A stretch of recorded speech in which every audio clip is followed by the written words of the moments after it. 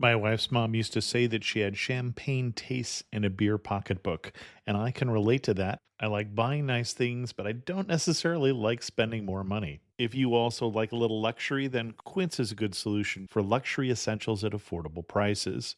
Quince offers a range of high quality items at prices within reach, like 100% Mongolian cashmere sweaters from $50. I'm hearing good things about them from my friends, so mine is on order. So I'll tell you about that when it comes. The best part, all Quince items are priced 50 to 80% less than similar brands. By partnering directly with factories, Quince cuts out the cost of the middleman and passes the savings on to us. And Quince only works with factories that use safe, ethical, and responsible manufacturing practices and premium fabrics and finishes. And I love that. Give yourself the luxury you deserve with Quince. Go to quince.com/traveler for free shipping on your order and 365-day returns. That's QUINCE.com/traveler to get free shipping and 365-day returns. Quince.com/traveler. And thanks to Quince for sponsoring this episode of Amateur Traveler. Every cup of Nespresso coffee is an invitation to transform your morning routine into a ritual you can treasure each and every day. Using the Virtuo Pop, a simple touch of the button freshly brews bold aromas and a rich, velvety crema layer for delicious cafe-quality coffee at home. Whether you enjoy your coffee hot or over ice, every sip, every morning is unforgettable. Nothing tastes like Nespresso coffee. Visit Nespresso.com or our app to explore our full range of easy-to-use machines and coffees not found anywhere else. Amateur Traveler, episode 933. Today, Amateur Traveler talks about rock monoliths, multicolored rivers, desert landscapes, and some of the world's tallest palm trees as we go back to Colombia to some hidden treasures. This is Chris Christensen from Amateur Traveler. Let's talk about Colombia. I'd like to welcome back to the show Justin Barnes, who's come to talk to us about Colombia this time and an off the beaten path part of that country. Justin, welcome back to the show. Thanks. Thanks for having me. It's good to be back. And we say welcome back. Justin's been on, I don't know how many times at this point. I think every other week. Some of my favorite episodes. So where are we talking about in Colombia here? So this is four pretty off the beaten path locations, all within 90 minutes by plane from Bogota, but Mavecure, which is about 90 minutes east, right near the Venezuelan border. Cristales, which is a colorful river in the middle of the rainforest, about an hour south of Bogota by plane. The Tatacoa Desert, which is the only desert in Colombia, and it's about 45 minutes to an hour southwest of Bogota. And then an area called Tochecito, which is an area with a bunch of palm trees in the middle of the Andes, about an hour by plane or about a 6-hour drive west of Bogota. So all around Bogota, but not that close. Why should we go to these out of the way destinations? These locations are all extremely unique. And I have to admit, I didn't know of quite a few of them until we were planning to put together a trip to Colombia, and we were looking at YouTube videos, and some of these places kept showing up. And I was wondering, why does no one go there? For example, Caño Cristales is unlike anything we've ever seen in the world. I don't want to get too in depth right now, but just to whet the appetite, it's full of colors red, green, and gold in the river. And we've never seen anything like it. The area near Inírida called Mavecure is 3 giant hills.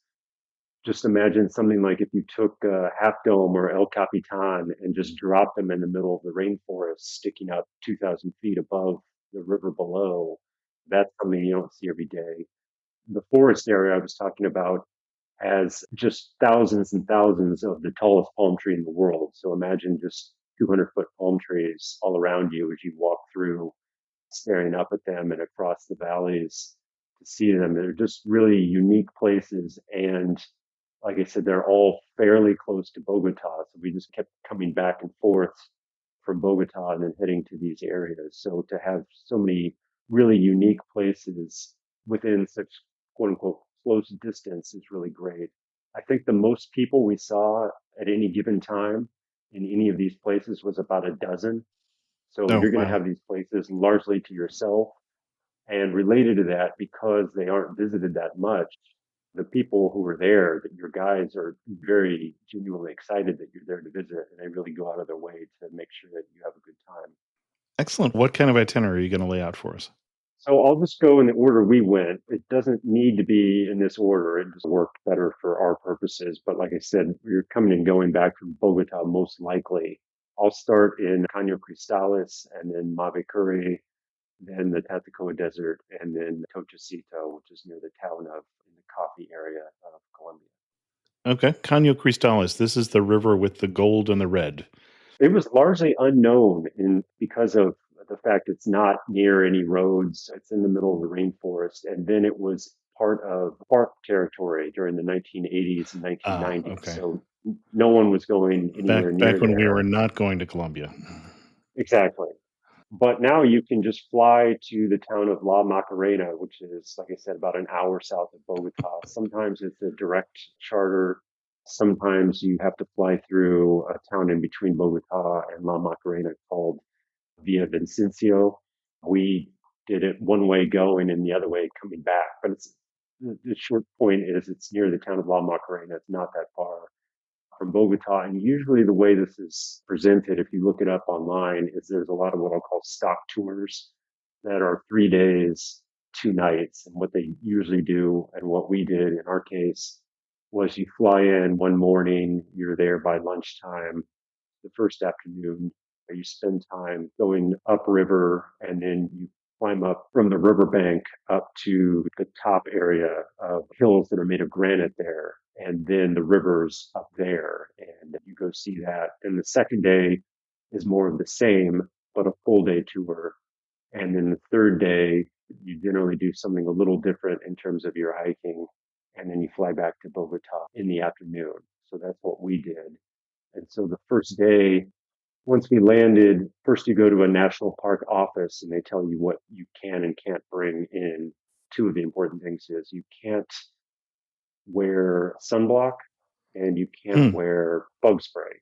And both for the same reason. It's because you can actually get in the water in the river, but the Okay. plants that give the river its amazing coloration are very sensitive to both of those. So what actually makes the river colorful is there's a plant that, oh, I should say for this, the time of year to visit is between July and mid November, because that's the time when the plant has its red and green colors. The rest of the year is black or I think dark brown. So just July through mid November. And we went at the end of October and these stellar viewings there. But yeah, there's a plant that grows in the middle of the river, and for the areas that get, I think it was more than 8 hours a day of sunshine, they turn this bright red color. It's halfway between pink and burgundy, I would say. Hmm. And then the parts of the plant that get less than 8 hours of sun stay a sort of a vibrant green color.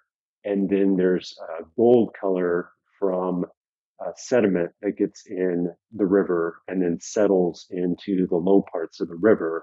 And over the millennia, which I'll come back to in a second, they basically act like sandpaper, and the sediment slowly makes all the depressions in the river deeper and deeper. So this area is really unique geologically because it is the very western edge of what's called the Guyana Shield, which is some of the oldest rock on the planet. It's 2 billion years old with a B. Everything that's been going on there has been going on for quite a while, and the river's quite old.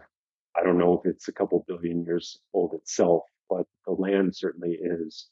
And so I think that may be why it's such a unique ecosystem, because having a river go over basically solid granite and all the plants around there, it's something that not a whole lot of places in the world are going to have. Like I said, the first day you land at the airport in La Macarena, you take a boat, maybe 5, 10 minutes upstream. You get off near the national park.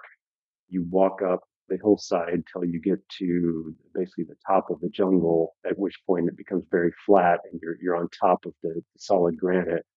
There aren't very many trees because the granite is literally solid. The plants that are growing there basically are growing in just like 1 or 2 inches of dirt. That's basically decomposed plant material that's sitting right on top of the solid granite. And then there's occasional palm trees where their roots have broken through the granite and caused natural springs to bubble up. And then obviously the palm trees feed off of that. So whenever you see the palm trees, you know there's water around. I will say the first time we saw the river, it was a little surprising because you can see so many pictures or even YouTube videos here and there, Right. but to actually see it and be like, oh, it didn't just look like it that one Tuesday when the sun was just right, and Uh-huh. uh, to see that the colors really are that vivid, it was pretty striking. It looks like the plant that you're talking about that is giving it its color is I've seen a picture of someone holding some of the leaves in their hand, almost a freshwater kelp. Yeah, I would say that's a pretty good description. And it moves around, it floats in the Mhm. water. It kind of moves, the water moves around it. And we noticed that the vast majority of the plant was closest to all of the more turbulent parts of the river. There's Hmm. quite a few, I don't know whether to call them waterfalls, but they look like waterfalls, but they're only a couple feet high, but they're constant. And then the water's more turbulent around those. And wherever the water's more turbulent, there's more of the plant because our guide told us that where the water's more turbulent, there's more nutrients in the water. And that basically that's what the plant feeds off of. Whereas the more lazy parts of the river, there's all the nutrients have settled to the bottom and there's nothing for the plants to feed off of. I think I saw somewhere that there were petroglyphs in the area as well. There are. And in fact, that first afternoon when we were climbing up from the riverbank to the top of the hill, we saw some of them, and they're a couple thousand years old. They don't know exactly how old they are, but it was interesting to see petroglyphs because so much of ancient society that lived in the Amazon, because of the weather, you just don't have access to it in the same way that you would in Egypt or something like that, where the desert keeps things from breaking Mhm. down. So the petroglyphs were interesting, but they were definitely the secondary point of interest that day. Okay. I will say in this area, there's quite a bit of bird and animal life. We saw white-tailed deer there. There's turtles everywhere on the river itself. I think it's the Guayabero is the name of the river there. This is a river that comes down from the Andes. So I should say there's two rivers here. Caño Cristales is the name of the colorful river, but it's a tributary of the Guayabero, which is a quite large river that we'll come back to when we talk about the next location. But because of it coming from the Andes and having quite a bit of sediment in it, there's a ton of plant and animal life. We saw birds everywhere, alligators, yeah, just quite a bit. Imagine your Amazon rainforest. So that was nice enough in its own right, but then you have the colorful river and it takes it to the next level. So then the next day we did a longer tour in the national park. And this one, when we booked the trip, one of the things they asked us, not they meaning our travel agency, but I guess the local ground operators there in Colombia, they asked basically how good a shape are you in and how far and how long are you willing to walk? Because there's a number of different paths around Caño Cristales in the national park there. Some of them you can see more interesting sights, but they require a longer walk. And I think we were on one of the longer ones, maybe 8 hours or something like that. Oh, wow, And okay. it's, yeah, we're stopping constantly because we were Sure. taking photos every 5 minutes, but I'm going to guess it was about 95 degrees and about 90% humidity. So And are it's, you wearing long sleeves since you can't bring, sunscreen and insect repellent? yeah, I think I was wearing long sleeves, long pants, but light material. Not just because of the insects. I was actually surprised there were far fewer mosquitoes than I would have guessed. The only thing I can guess is that maybe because it was the end of the dry season, there just wasn't that Oh, much sure, okay. stationary water for the mosquitoes. There were definitely mosquitoes, but less than I would have expected in the middle of the rainforest. But the long pants, long sleeves were more helpful for the sun and then also for scraping up against just plants growing near the ground near the trail because obviously these trails are not like trails in Yosemite. They're not Right. used all the time, and the plants grow into the trails. Hmm, So that second interesting. day, our full day there, we were able to get in the water, like in a little lagoon. They were a pretty sizable waterfall, as I recall. And then you would basically just go around from viewpoint to take in the different parts of the river, because since the coloration comes from a plant and then also from sediment that's settled into deeper spots, different parts of the river look completely different than 50 yards down. So some parts just really are much more impressive than others. And we would walk around and see the cream of the crop, so to speak. Cool. And then the last day, which was a morning, we walked through some areas right near the river that were more covered. So in the jungle more. Obviously, there the river is not nearly so brightly colored because it's not getting the sunlight, but you get to see a lot of the foliage of the Amazon rainforest. We saw quite a few butterflies, some really interesting stilt root palm trees. And then the river itself is still interesting just for its shape, its topography, the little cascades, that sort of thing. And then we came out basically where we had come out or where we'd finished the day before, but this time it was the morning instead of the afternoon, and a lot of the stuff that had been backlit the morning or the afternoon before was now front lit. And so even though we were seeing the same thing, even seeing the same place, it was nice to see a second time. So then we got back in the plane, spent the evening in Bogota, and then we're off to Inírida the next morning. Inírida, like I said, is a 90-minute flight east, basically due east of Bogota. It is right at the Venezuelan border. The town of Inírida apparently was just incorporated as a city like within the last 50 to 70 years. Before then, there weren't really cities. It was just a bunch of indigenous villages here and there along the river. If you're a golfer and you're going to one of those places where you really want to try out a course like Scotland or Pebble Beach or Majorca, you want to bring your own clubs, but you don't want to deal with dragging them through the airport with baggage claim, with picking them up from oversized baggage, with the chance of them getting lost or damaged. The solution for that is Ship Sticks. Skip airport stress and costly airline fees with complimentary insurance, real time tracking, dedicated support, and on time delivery. Just schedule your shipment, attach your label, and Ship Sticks handles the rest, delivering your gear directly to your destination. Ship Sticks offers white glove shipping for golf clubs and luggage. Travel worldwide without luggage. ShipSticks delivers to 180 countries for a hassle-free, gear-free journey. Right now, ShipSticks is offering our listeners 20% off your first shipment when you go to shipsticks.com and use code amateur. Go to shipsticks.com and use the code amateur to get 20% off your first shipment and save yourself the hassle this golf season. That's shipsticks.com. Make sure you use the code amateur so they know we sent you. And thanks to ShipSticks for sponsoring this episode of Amateur Traveler. Ryan Reynolds here from Mint Mobile. I don't know if you knew this, but anyone can get the same premium wireless for $15 a month plan that I've been enjoying. It's not just for celebrities. So do like I did and have one of your assistant's assistants switch you to Mint Mobile today. I'm told it's super easy to do at mintmobile.com/switch. Upfront payment of $45 for 3-month plan, equivalent to $15 per month required. Intro rate first 3 months only, then full price plan options available. Taxes and fees extra. See full terms at mintmobile.com.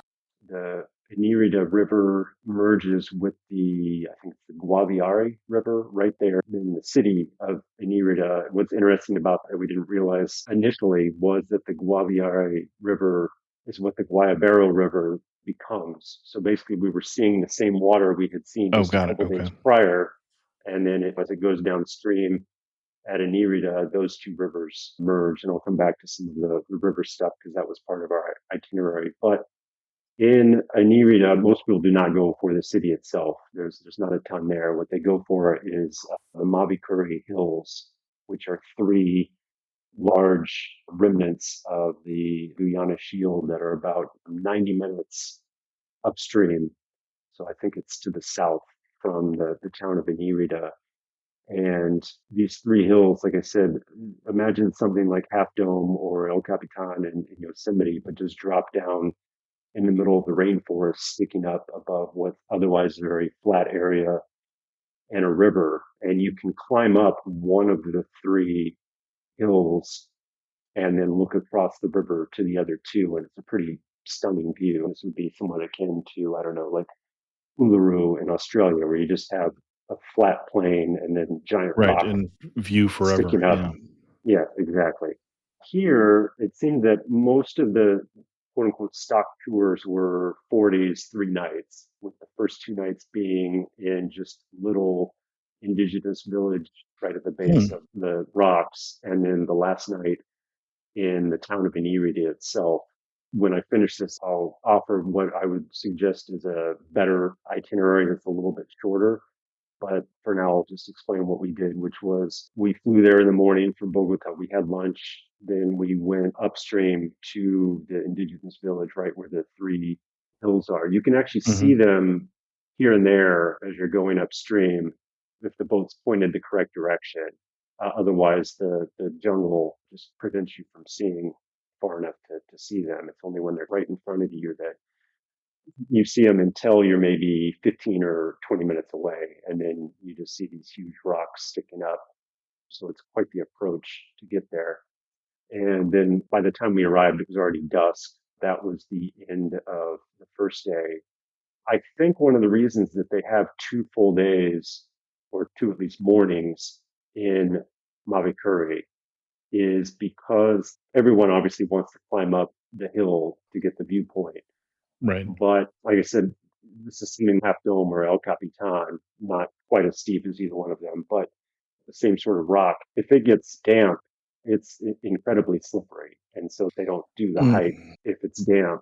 So I think they want to give people two opportunities. So if you can't go the right, first morning, you go the second morning. In our case, we had perfect weather the first morning. It was cloudy, but it wasn't raining.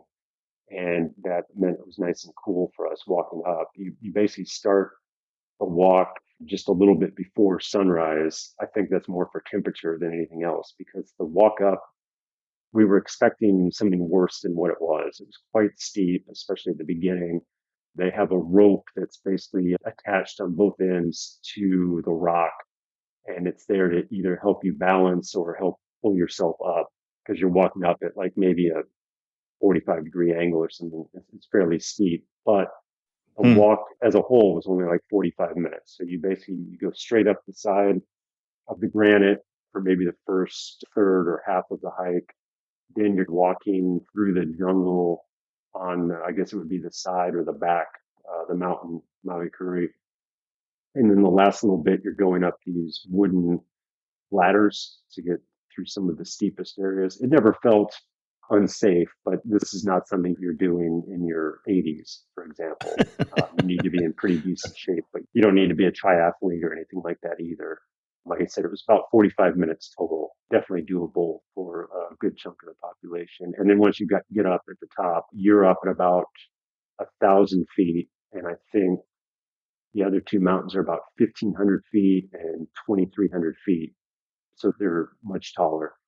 But yeah, the view is incredible. And at the top, you can actually see that there are smaller versions of the same granite hills all around, just not nearly as high. So I think what's going on hmm, is in 2 billion years, everything else got worn down little bit by little bit. But for whatever reason, these three were more solid granite or whatever.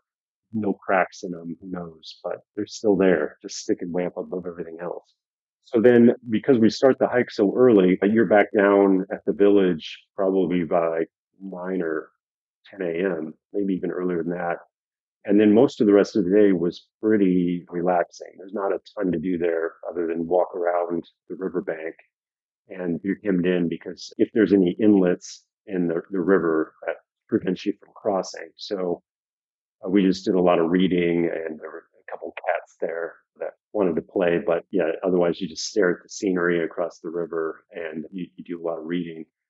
We went to a sort of a beachy area that was a little bit upstream, maybe 5 or 10 minutes, where the water was really interesting, like goldish maroon color from all the tannins and the hmm. leaves that had fallen in the river and then I guess broken down. So that was interesting to see water that color. And then was a nice sandy beach and it's good temperature. wasn't too hot. So we did that, I think, midday. And then in the late afternoon, we crossed the river to go to an indigenous village where they had a bunch of Inírida flowers, which is a flower that's very unique to this part of the planet, eastern Colombia, western Venezuela, that it looks like star shaped. You can imagine like a mace, like a ball with a bunch of points coming off of it. It looks like that with a red center and then a bunch of white spikes coming off of it. The plant itself is not much to look at, but these flowers are incredible. I've never seen anything like it. And like I said, it's very unique to that area. It's a symbol of the region. So that was cool to see. But that was pretty much all we did that day was the short hike up Mavecure, hang out at the beach for a little bit, and then go check out the Inírida flower. The next day, we woke up not quite as early, thankfully, and then left maybe about 8:30 in the morning. So if you hadn't done the hike the day before because of weather, you had the opportunity to do it the second day and then probably leave immediately thereafter.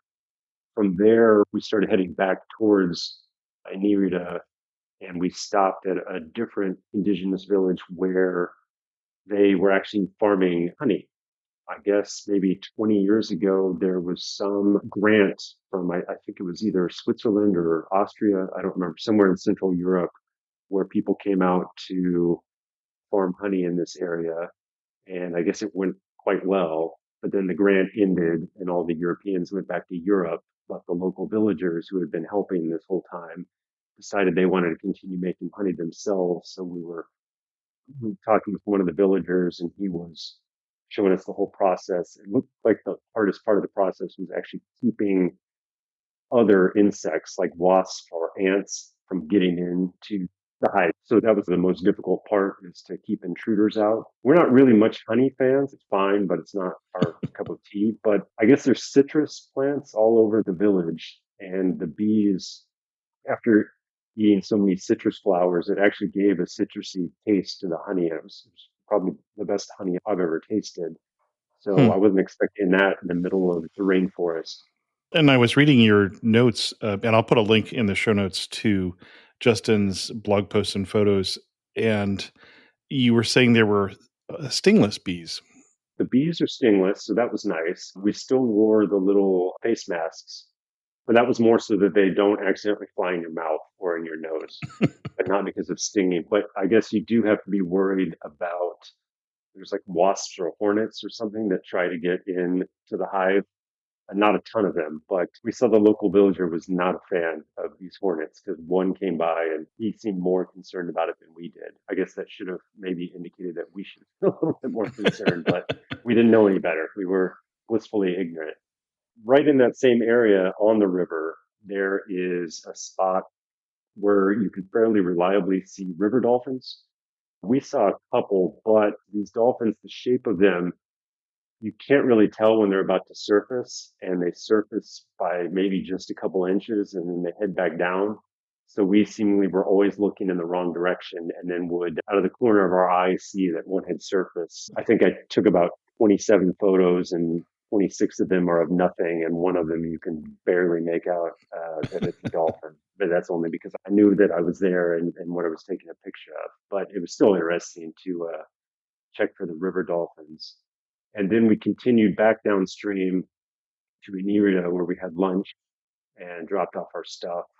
And then we continued downstream to where the Inírida River and the Guaviare River meet.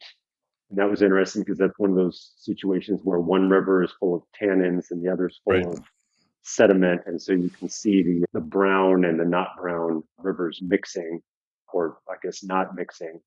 So that was interesting. And then just, it couldn't have been more than like 5 or 10 miles further, there was yet another major intersection of rivers right at the Venezuelan border with, I think it's the Atabapo River, where a dolphin jumped out, like way out of the river, did like a flip. So that was our welcoming committee to the border.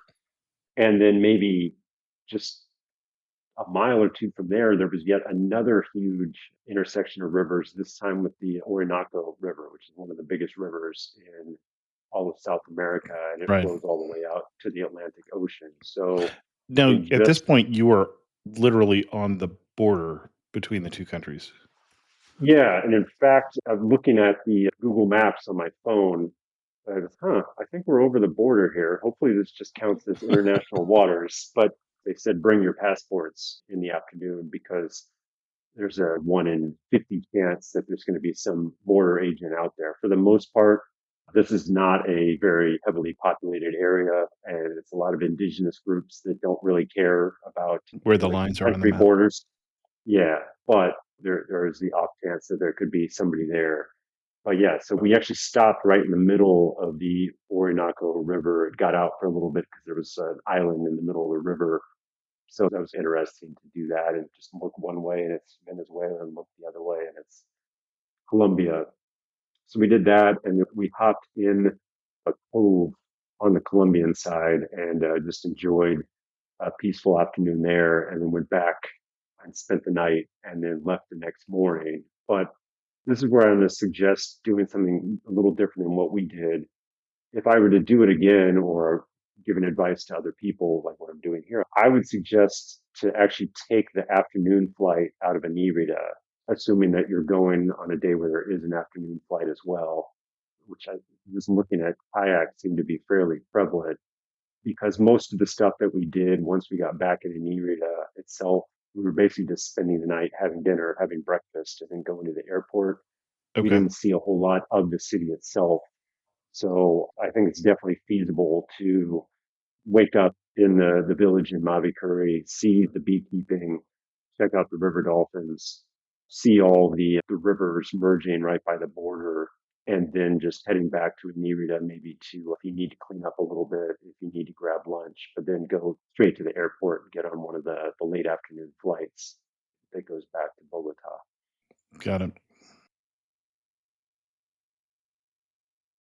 Yeah, Tatacoa Desert, which is, like I said, southwest of Bogota. We did a flight. I think with all the flight delays, we would have been better off just getting in a car. But eventually we got there. It's not that long a flight, but we did notice one thing with our trip is we've never had so many changes to our itinerary, constantly changing of flight times or canceling of flights. I think we had more flight changes on this trip than all of our other trips over the last 20 years combined. So one thing that I would suggest for anyone planning this is if you're trying to set up a scenario where you're not coming back to Bogota and spending the night like what we were, because Right. you're like, oh, that's inefficient. Why are we going flying in and out of Bogota so often? Why don't we just have connecting flights? You may find a scenario where you have a morning flight that's supposed to connect to an afternoon flight, and then they just change your morning flight to be an afternoon flight. Now you can't make your connection. So it was nice to have the Bogota nights there just as filler. And honestly, given a lot of the places we're going were out in the middle of nowhere with sometimes very basic accommodations, it was nice to be back in the city and have a comfortable bed and air conditioning and restaurants just down the street rather than being out in the middle of nowhere. Good night, itchy eyes. Good night, sudden sneeze. Good night to your symptoms of allergies. Xyzal is the allergy medicine you take before bed. It provides powerful relief while you rest your head. Not just all night, but all the next day. Xyzal keeps working, keeping allergies at bay.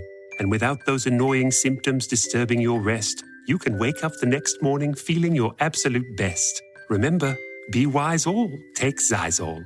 At night. This episode is brought to you by Nerds Gummy Clusters, the sweet treat that always elevates the vibe.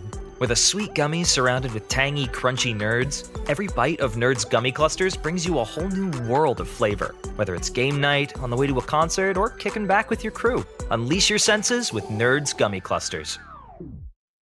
So the Tatacoa Desert is, as far as we were told, the only desert in Colombia. Like I said, it's a little southwest of Bogota, and its claim to fame and how I would describe it is if you took the American Southwest, like what you would see in Utah Hmm. or Arizona or something like that, but then shrunk it down to about 5% of its size.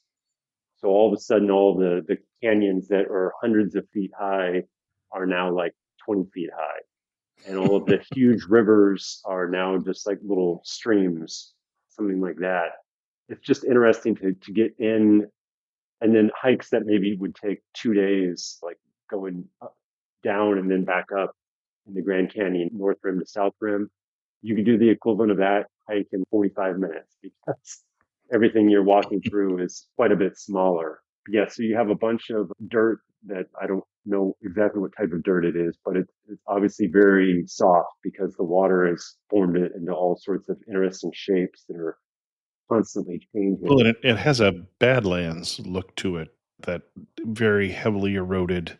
Yes, some gray and some red. So I'm not sure what the materials are. The gray looks like it's volcanic ash, but I'm no geologist. Yeah, it could be whatever it is. It's quite soft to the point where our guide, who I think she said she goes there about 3 or 4 times a month, but she hadn't been, I think, in 6 weeks or something before the day we were there with her. On the second of the three hikes we took that morning, she said, "Oh, this looks completely different than when I was here 6 weeks ago." So I guess it's constantly changing based on when the last major rainstorm that swept through is. There's little slot canyons like what you would have in your page, but these are way smaller in scale. You have an area that, like you said, with the reddish dirt that looked to us very much like Bryce, but without hoodoos. So the pieces weren't so separated from one another. It was just larger blocks, I would say, of the orange red dirt. But yeah, like very Badlands looking. But you also have more plant and animal life than we were expecting. There was a good amount of different types of cacti and a couple trees here and there. And I guess that was enough to attract the birds because we saw quite a few very brightly colored birds. Where there's some bright red ones, some bright yellow. Yeah, there was more bird life than we thought. But yeah, this is an area where you can go. A lot of people spend 2 nights and one full day, or 2 half days and 2 nights. There's a astronomical observatory that's there that a lot of Hmm. people go to on one of the nights they stay in the area. Because our flight was late, we didn't get to do that. We just ran out of time because we were just there for the one night, which we came in very late, and then one morning where we spent doing hikes in the desert. There's quite a few hikes, but there's three that are the most popular. One of them is called Chalapalos, which was the longest of the three that we did. That's named after fossilized trees that are in the area. They just gave the name of the trail to the name of what they call the fossilized trees there. And that was the one with slot canyons, but the slot canyons were maybe only 15 to 25 feet high at the very tallest. But the topography was interesting. It was a pretty easy hike. If it was even 45 minutes, I'd be fairly surprised. Then the next one also had interesting topography, but it was more like things we'd seen. I don't know, it's something like Atacama Desert in northern Chile. Interesting carving of the rocks based on erosion over the millennia.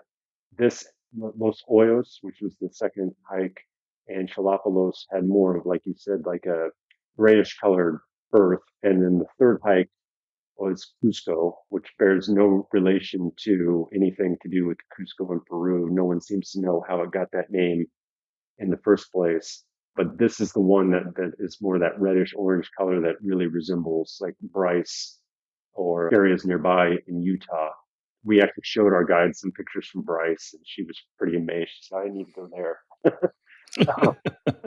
That one, because of time constraints, we did a shorter loop at Cusco. All told, I think we were there at the desert for maybe 3 or 4 hours, which was a good amount. Like I said, this is all really shrunken down, so you don't need a full day there. And honestly, if you were there on a day with warmer weather and more sun than what we had, you probably wouldn't want to be out there for 8 hours anyway. You'd probably be pretty uncomfortable. So maybe plan for a morning there. If you want to spend the second night, maybe spend the afternoon of your full day just relaxing at the pool and then heading out. We flew into a town nearby called Neiva, but we actually drove out because we kept having problems with the flights, and we eventually just gave up and said, okay, we don't want to deal with the flight schedule. So we just were in the car with our guide and drove northwest to what they call the coffee growing region of Colombia, which is an area that's a triangle between Armenia, Pereira, and Salento. Armenia and Pereira are pretty good sized cities with pretty good sized airports. And then Salento is a little further east. It's a smaller town. It reminded me a lot of Moab, the jumping off point for Okay. every sort of outdoor activity known to man. Had that sort of young adventure vibe to the city. I think they cater to that. We were there to go see the forest of palm trees. So the palm trees, the local name is Quindio, and they're the tallest palm trees in the world. The mature palm trees are about 150 to 200 feet high, and they grow in very specific regions in Colombia, right east of Salento. There's one area called the Valle de Cocora, which is much more forested. And then maybe 2 weeks, 3 weeks before we went on our trip, I was visiting with one of my friends who had actually been there maybe a decade ago. And he said, "Are you going to Tochecito or just Valle de Cocora?" I said, "What's Tochecito? I don't know about this." So he took out a book with a bunch of his pictures and he showed me, and it basically looked like Valle de Cocora, but on steroids. Like there were way Hmm. more plants. The valleys were much more striking because it was more than just one valley. It was several interrelated valleys, like just Okay. undulating in every direction. And on the side of all these green hills, green mountains, you've got these 150-foot palm trees just everywhere, just thick, chock full. And I'd never seen anything like that. Certainly not with palm trees that tall. I guess I'd seen really huge stands of like a palm tree forest in Lord Howe Island off the coast of Australia. But those palm trees, those Quintia palms, are maybe like 40 feet tall. It's a little different when something's, I don't know, 30 times as tall as you are, and you're just looking up at it. So to get to Tochecito, you have to put in a little bit more effort. I think we were up at about 6 in the morning to go from our hotel to Salento. And then in Salento, we had to board a Jeep. And the Jeep took us on this dirt road for about 2 hours to basically go up and over the central Cordillera of the Andes. So I think we got as high as maybe 10 or 11,000 feet. And then once we got over the Cordillera on the east side, just east of Salento, that's where you started to see all the palm trees. And we parked somewhere and then started a hike. And we're hiking around for, I don't know, maybe an hour, maybe 2, 3 hours, but stopping frequently and just taking in the scenery, making sure we were avoiding all the cow patties, which I should mention. One of the reasons you see only adult trees there is because there is a lot of agriculture that's done there. And so there's cows, and the cows will either eat the seedlings or they will stomp on the seedlings of the new palm trees. So Hmm. you only have adults. So at some point, they're going to have to figure out how to propagate the species, either by taking away the cows or having more protected areas. I think some of the steeper hillsides still have the younger trees because the cows don't go there. But a Hmm. lot of the parts, yeah, you won't see any adolescent or juvenile palm trees, just the adults. The hiking there is pretty easy. You're going to want something that's waterproof, maybe a trail running shoe or something like that, just because there can be mud or puddles here and there. But the hiking there is not too bad. The hardest part of the excursion is just enduring the Jeep ride going and coming back. But I couldn't think of a good example of what the area looked like. The best I could think of to give an analogy to the listeners is the area around where the mountain gorillas are in Rwanda with the Hmm. Virunga Mountains, with just the striking green mountains with the lush valleys and mountaintops. But instead of the mountain gorillas, you've got 200-foot palm trees, different strokes for different folks. But it's an area that you don't see too many other places in the world because usually up at this elevation, 8, 9, 10,000 feet, you're not going to have it green at the top, right? You're going to have snow or you're going to have nothing. But yeah, to have it lush and green was something you don't see every day. Like I said, we hiked around for a couple hours, had a nice lunch there, took the 4x4 back to Salento and then back from there to our hotel, and then we left from there to Bogota, and that was the end of the trip. I think for us, it would have been, let's see, we're probably on the order of 10, 11, 12 nights. Like I said, Right. you could shorten this by a night by probably making the Inírida portion a little shorter. If you wanted to chance it and avoid the nights in Bogota, you could probably make the trip maybe another day or two shorter, but you're running the risk that the airlines will interfere with your best laid plans. If people were interested in the other option that you didn't do, which is the Cocora Valley or the Take Valle de Cora. Cocora, we have covered that on another episode on the coffee region of Colombia. So if you're interested in learning more about the coffee region, if that piqued your interest when Jason was talking about coffee and then he didn't talk more about it, go listen to that episode. So, excellent. Anything else you would tell someone before they did this trip? What else should we know? Yeah, so like I said, the timing is pretty important. If you're going to go Right. to Caño Cristales, the time to go is from July to mid-November. Like I said, we started in very late October for Caño Cristales, and it was early November for the other places.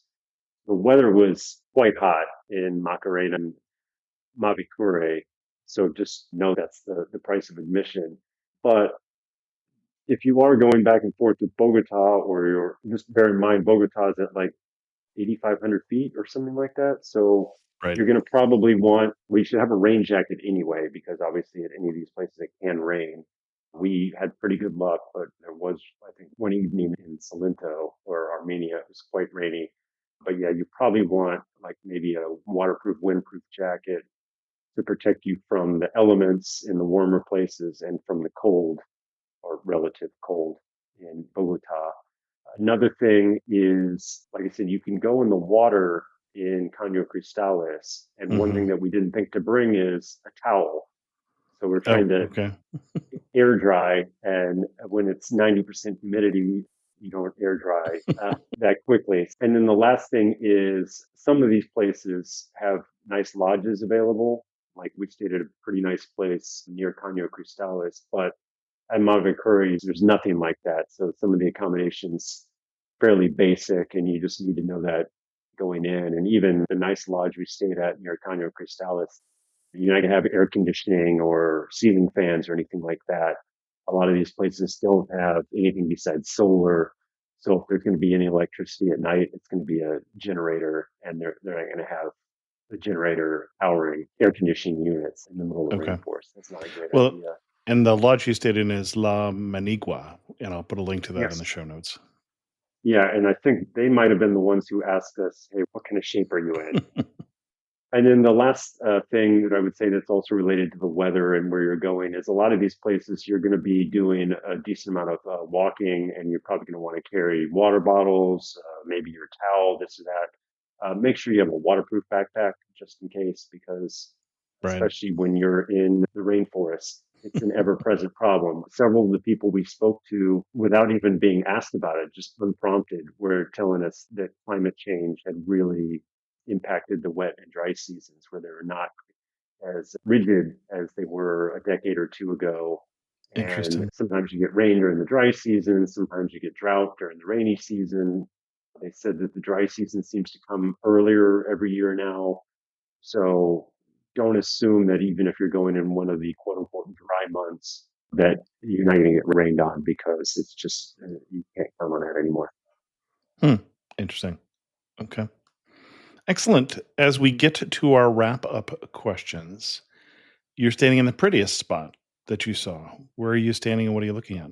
So this is tough. I actually had to think about this a while, because I couldn't believe that my answer wasn't going to be Caño Cristales, but I actually think it was the spot where we rounded the corner on our hike in Tochecito, because we were looking out, I'm assuming towards the east. I don't even know.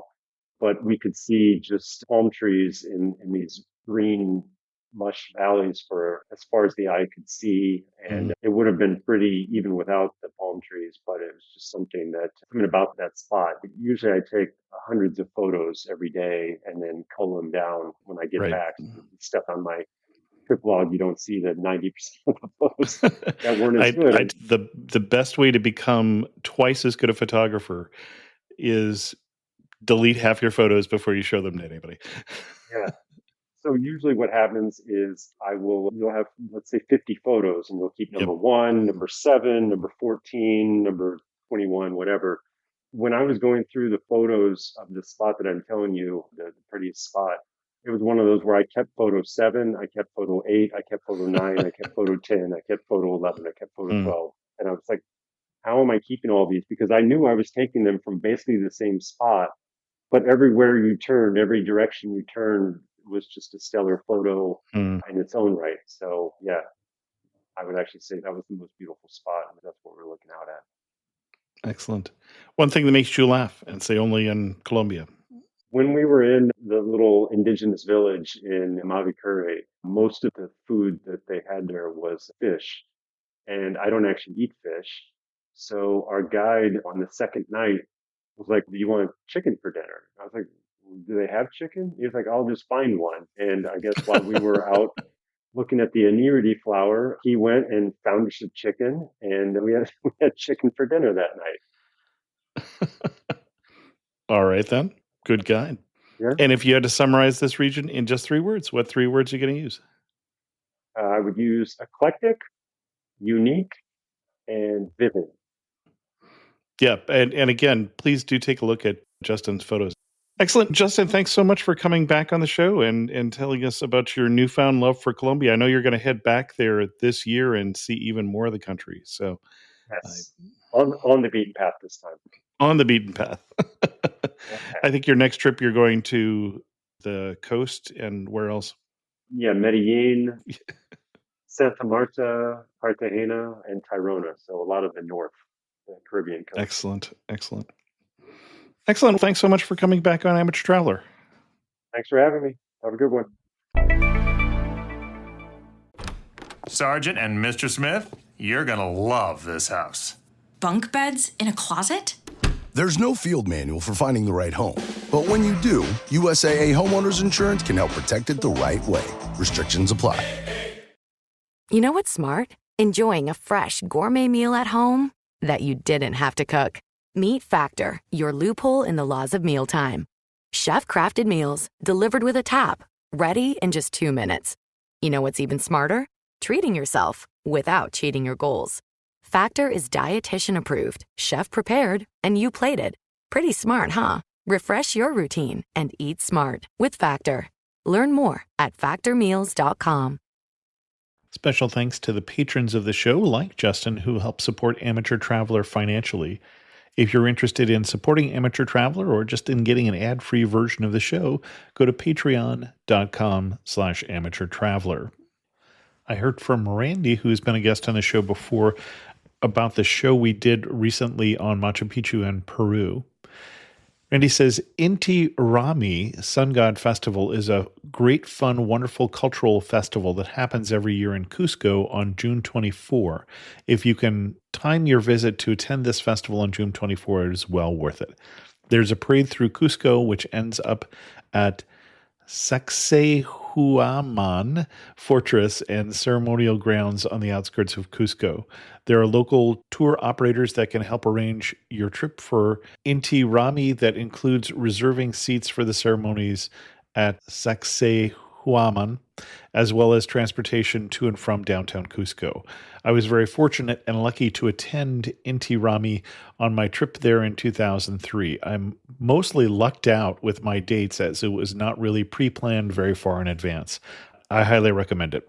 I did a great trip to Peru 22 years ago that included rafting on the Cotahuasi River in southern Peru and then doing the Salcantay Trek, which is an alternative route to the Machu Picchu. It crosses a 15,000-foot pass and then joins the traditional Inca Trail for the last 3 days into Machu Picchu. The last morning was a total downpour. We timed the last day to reach the Sun Gate at sunrise and could see nothing as everything was socked in. Fortunately, later on, as we reached the Citadel, Machu Picchu, the clouds parted and we enjoyed our time there. We also climbed the Huayna Picchu, the craggy peak that's in the background of most Machu Picchu photos. The episode brought back great memories for me. I very much enjoyed this episode. Your guest was very knowledgeable with great advice for dealing with altitude issues. Proper acclimatization is one of the most important things for making this trip enjoyable and problem-free. Too many people who travel to Machu Picchu ignore these issues and can have a lousy time. Altitude is no joke. Thanks so much, Randy, and I look forward. I'm going to meet Randy in person on the trip to Cuba here on Friday, so looking forward to that. With that, we're going to end this episode of Amateur Traveler. If you have any questions, send an email to chris2x@gmail.com, or better yet, leave a comment on this episode at amateurtraveler.com. And as always, thanks so much for listening.